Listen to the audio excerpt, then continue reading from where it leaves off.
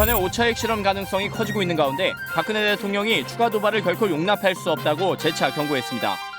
지금의 안보 위기를 국민의 힘과 지혜로 해결하는 것도 강조했습니다.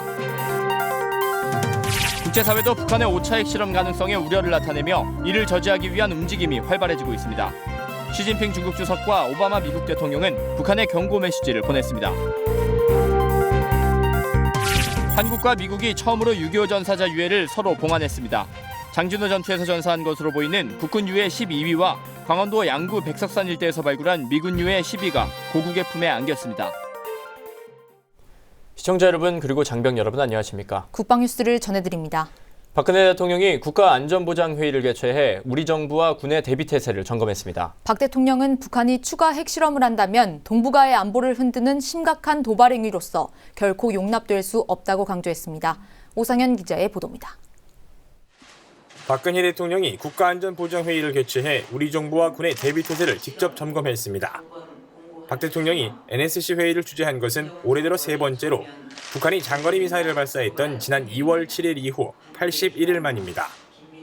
제가 이란 방문 시 추가 핵실험을 강행해서 안보 상황이 극도로 불안해질 경우에 대비해서 여러분께서는 NSC를 상시 열어서 국가 안보와 국민 안전을 챙기고 지속적인 대비 태세를 유지하면서 관계 기관과 긴밀하게 대처해 주기를 바랍니다. 이에 앞서 박 대통령은 28일 오전에 열린 국무회의에서 북한이 언제라도 기습적으로 5차 핵실험을 할 수 있는 상태라며 이에 대한 대비 태세를 잘 갖춰야 한다고 강조했습니다. 만약 북한이 추가 핵실험을 한다면 이것은 동북아의 안보 질서를 뒤흔드는 매우 심각한 도발 행위로 결코 용납될 수 없습니다.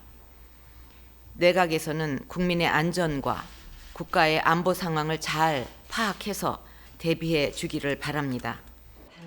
또 북한이 급기야는 평양 외곽 화력시범장에 청와대 모형 시설을 만들어 놓고 화력시범까지 준비하고 있는 것으로 알고 있다며 이런 안보 위기를 국민의 힘과 지혜를 모아 해결하자고 말했습니다.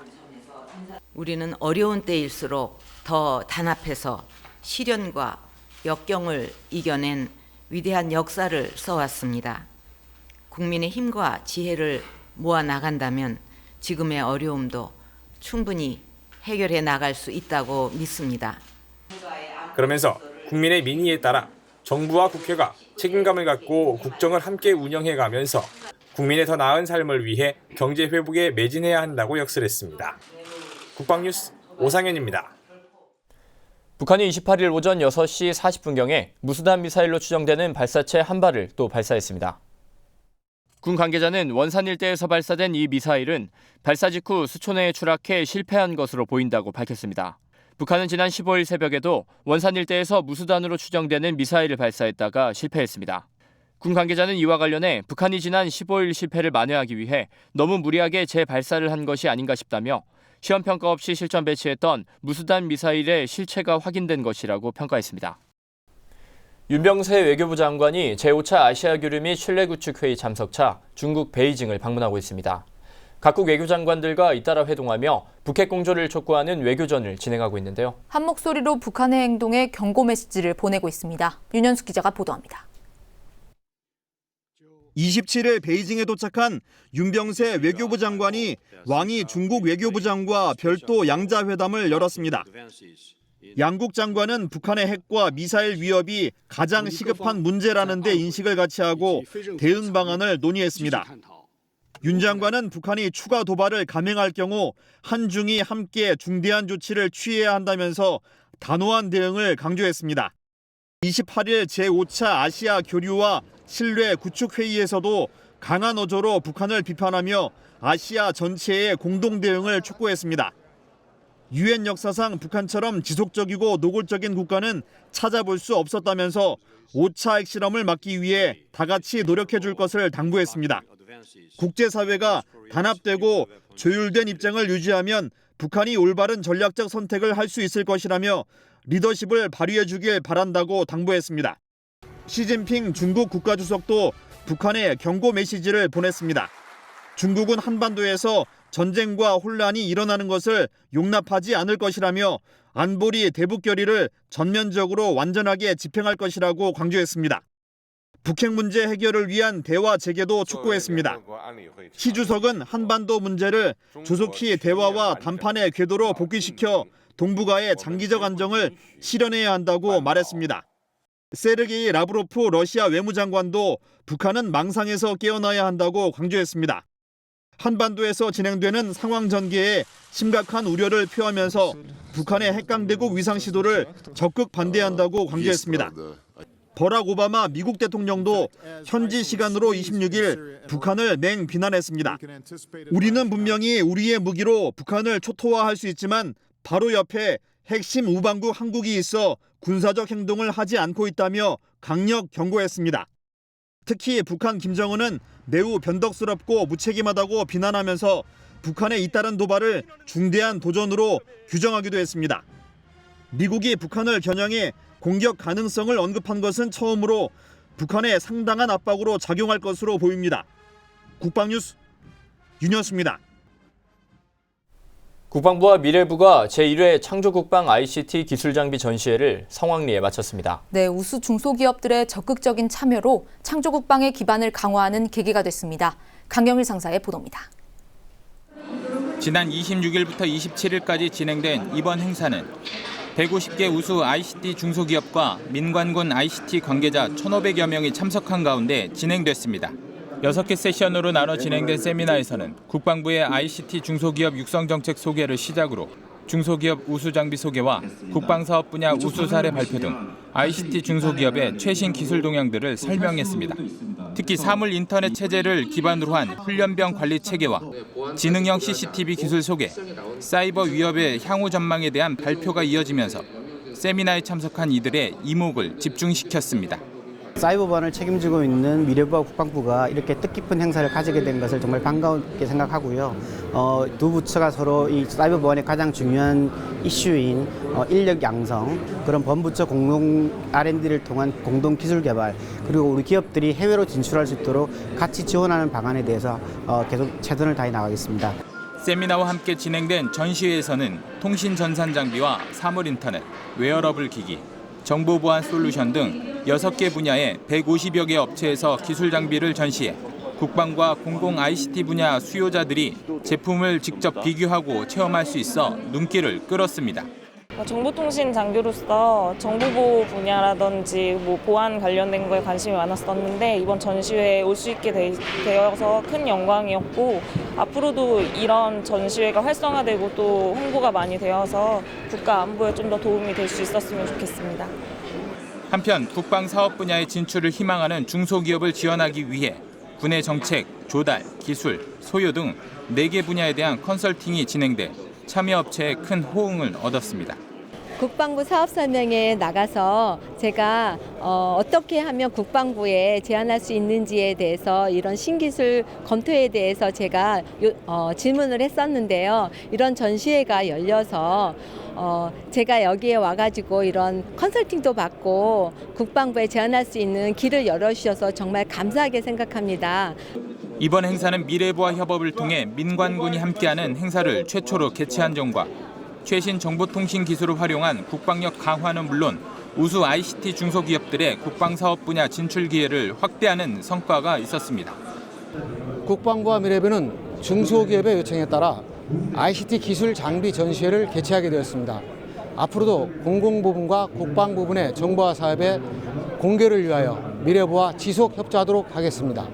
국방부와 미래부가 협업을 통해 개최한 이번 창조국방 ICT 기술장비 전시회는 ICT 중소기업과 함께 창조경제와 창조국방을 열어가는 초석을 마련했습니다. 국방뉴스 강경일입니다. 용산 미군기지에서 한미 전사자유해 상호 봉환 행사가 열렸습니다. 지난 2000년부터 유해 발굴을 시작한 국방부 유해 발굴 감식단은 지금까지 미군 유해 12와 영연방 유해 3위를 미국으로 송환했는데요. 지난 2012년에는 북한에서 발굴한 유해 12위를 미국을 거쳐 우리나라로 봉환한 사례가 있었지만 양국군 유해를 상호 봉환한 건 이번이 처음입니다. 송민아 기자의 보도입니다. 6.25 전쟁 당시 북한 지역에 남겨진 국군 전사자 유해 15위가 미국 하와이를 경유해 우리나라로 봉환되고 우리나라의 자유와 평화를 위해 함께 싸운 미군 유해 2위를 미국으로 모시는 상호 봉환 행사가 용산 미군기지에서 열렸습니다. 이날 봉환 행사에는 한민국 국방부 장관과 커티스 스케퍼러티 유엔군 사령관 등 한미군 주요 관계자 100여 명이 참석했습니다.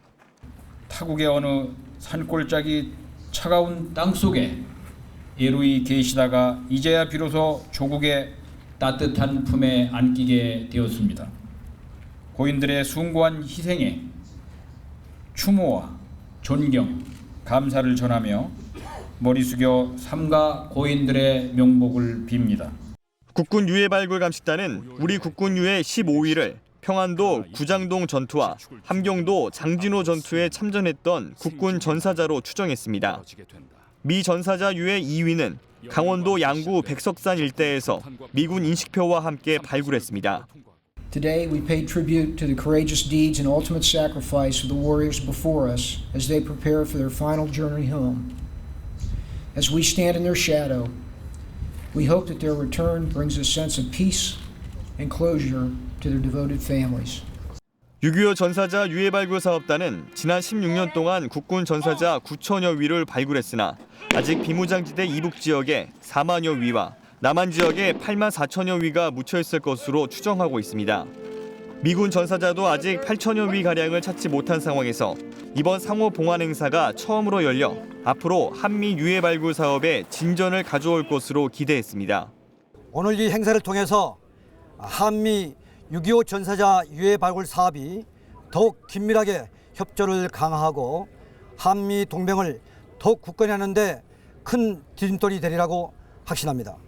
봉환식 직후 국군 유해 15위는 국방부 유해 발굴 감식단 유해 보관실로, 미군 유해 2위는 하와이에 있는 미군 실종자 확인 사령부로 봉송됐습니다. 이번 봉환 행사는 우리나라를 위해 목숨을 바친 순국선열들의 마지막을 예우하는 자리였습니다. 한미는 이를 통해 더욱더 굳건한 동맹 관계를 확인했습니다. 국방뉴스 송민아입니다. 병무청이 사회복무요원의 소양교육을 담당할 사회복무연수센터를 개원했습니다. 지역별로 나눠졌던 사회복무요원의 교육을 앞으로는 사회복무연수센터에서 실시합니다. 김하영 기자가 보도합니다. 병무청이 사회복무요원 교육의 불편을 해소하고 효과를 높이기 위해 사회복무연수센터를 개원했습니다. 27일 열린 개원식에는 병무청장을 비롯해 이시종 충북지사, 박덕흠 국회의원 등 병무청과 지역 관계자, 사회복무요원 등 천여 명이 참석했습니다. 지난해까지 사회복무요원 교육은 서울과 부산, 광주 등 전국 6개 지역에서 출퇴근 방식으로 진행됐는데 이에 따른 불편과 안전 문제 등이 제기돼 왔습니다. 사회복무연수센터의 개원으로 앞으로는 사회복무요원들이 4박 5일간 최신 시설에서 양질의 교육을 받을 수 있게 됐습니다. 사회복무요원이 우리 사회의 건강한 사회복지를 위해 헌신할 수 있는 직무 능력을 배양하고 미래 인재로 양성하기 위해 설립하였습니다. 충북 보은에 위치한 사회복무연수센터는 본관과 후생관, 생활관, 체육시설 등 최신 건물의 우수한 강사진까지 갖추고 있습니다. 올해 3월부터 이곳에서 시작된 사회복무요원 교육에 대한 반응도 긍정적입니다. 시설도 되게 깨끗하고 정말 좋았던 것 같고 교육 받는데 되게 환경도 좋고 경치도 되게 좋더라고요. 앞으로 사회복무 근무를 하면서 더 열심히 할 수 있을 것 같아요. 병무청은 사회복무요원이 공무 수행자로서 기본 소양과 능력을 지닐 수 있도록 사회복무연수센터의 교육 환경을 지속적으로 발전시켜 나갈 것이라고 밝혔습니다. 국방뉴스 김하영입니다. 육군 3공병여단 도하중대가 도하 장비를 공중으로 수송해 문교를 구축하는 훈련을 실시했습니다. 지난 26일 진행된 훈련은 전장 상황에서 발생 가능한 우발 상황을 극복하고 신속한 도하 작전 수행 능력을 보장하기 위해 실시됐습니다. 도하 장비 공중 수송은 육상 기동로를 통한 도하 장비 진수가 제한되거나 원거리 긴급 도하 작전이 요구되는 상황에서 필요한 훈련입니다. 이번 훈련에서 장병들은 헬기로 공중 수송한 교절들을 교량가설 단정으로 인양해 기동 장비와 병력을 도하시키는 데 필요한 문교 조립 임무를 완수했습니다. 부대는 훈련 전에 장비 공중 수송 절차와 결방 요령 이론 교육을 하고 육군 항공부대 협조로 실습을 통해 도하 장비 공중 수송 능력을 배양했습니다. 훈련에 참여한 장병들은 유사시 하천 극복은 전투의 승패를 좌우하는 필수 요소인 만큼 어떠한 악조건 속에서도 완벽한 도하작전 지원 능력을 배양하는 데 최선을 다하겠다고 밝혔습니다. 국방뉴스는 오늘부터 연속기획 주간 북한을 방송합니다. 네, 한 주간 있었던 북한에 대한 주요 소식과 북한 내부의 동향을 간추려드립니다. 김재한 기자의 보도입니다. 북한은 집단 탈북한 중국 내 북한 식당 종업원들의 송환을 거듭 촉구하며 이를 거부하면 무자비한 대응을 하겠다고 위협하고 있습니다. 지난 12일 적십자회 대변인 담화를 시작으로 조국평화통일위원회 대변인 성명과 노동신문, 대남선전 사이트인 우리민족끼리 등 모든 선전 매체를 통해 이번 사건이 남측의 유인 납치 행위라며 비난하고 있습니다. 이들은 중국의 절강성 영파에 전개된 유경 식당에서 근무하던 식당 종업원들로서 남조선 당국의 조직적이며 계획적인 반인권적 유인 납치 범죄의 목격자 피해자들이다. 28일 조평통 대변인 성명에선 여성 국민들은 무조건 즉시 송환해야 한다며 피해자 가족들이 서울에 나가 자식들을 직접 만나 데리고 올 수 있도록 필요한 실무적 조치를 시급히 취해야 한다고 주장하기도 했습니다. 다음 달 6일로 예정된 제7차 노동당 대회를 앞두고 김정은의 행보도 눈길을 끌고 있습니다. 김정은은 백두산 영웅청년 3호 발전소를 방문하는 등 현장 행보를 이어갔으며 잠수함 발사 탄도미사일 수중시험 발사를 참관하는 등 강도 높은 무력 시위성 대응 행보도 강화하고 있습니다. 조선노동당 제1비서이시며 조선민주주의인민공화국 국방위원회 제1위원장이시며 조선인민군 최고사령관이신 경애하는 김정은 동지께서 전략 잠수함 단도탄 수중시험 발사를 현지에서 지도하셨습니다. 북한 전문가들은 북한이 제7차 당대회를 통해 경제개발과 핵무기 역량을 동시에 추구하는 김정은의 병진 정책을 공식적으로 채택할 것이라고 보고 있습니다. 인민군 창건 84주년 기념 중앙보고대회가 24일 평양 인민문화궁전에서 열렸다고 조선중앙통신이 보도했습니다. 노동당 중앙위원회 비서인 최태복의 사회로 김영남 최고인민회의 상임위원장과 황병서 군 총정치국장, 박봉주 내각총리 등 당과 국가, 군대의 책임 일꾼을 비롯해 평양시내 당 중앙지도기관 성원과 인민군 등이 참석했다고 전했습니다. 이 자리에서 리명수 인민군 총참모장은 보고를 통해 우리의 거듭되는 경고에도 불구하고 혁명의 최고 수뇌부를 노리는 핵 도발망동을 계속 부린다면 그 무슨 경고나 사전 통고 없이 하늘과 땅, 해상과 수중에서 가장 처절한 징벌에 선제 타격을 가할 것이라고 위협했습니다. 36년 만에 열리는 노동당 대회를 앞두고 우리 정부와 미국에 대한 원색적인 비난의 강도를 높여 김정은의 장기 집권 토대를 강화하고 체제 내부의 결속을 다지려는 의도로 풀이됩니다. 국방뉴스 김지한입니다. 다음은 국방 게시판입니다. 병무청이 5월 17일까지 예비군 관련 용어 순화를 위한 국민 아이디어를 공모합니다. 관련 통지서와 안내문 양식은 국민신문고와 병무청 누리집을 통해 확인 가능하며 자세한 사항은 병무청으로 문의하시기 바랍니다. 국립서울현충원이 청소년과 일반인을 대상으로 호국문예 100일장과 그림 그리기 대회를 개최합니다. 참가를 희망하는 사람은 5월 4일까지 현충원 누리집을 통해 신청 가능하며 자세한 사항은 국립서울현충원 현충과로 문의하시기 바랍니다. 육군본부가 5월 6일까지 군 장병을 대상으로 동명부대 18진과 아크부대 11진을 선발합니다. 인트라넷을 통해 지원 가능하며 자세한 사항은 육군본부 인사사령부로 문의하시기 바랍니다.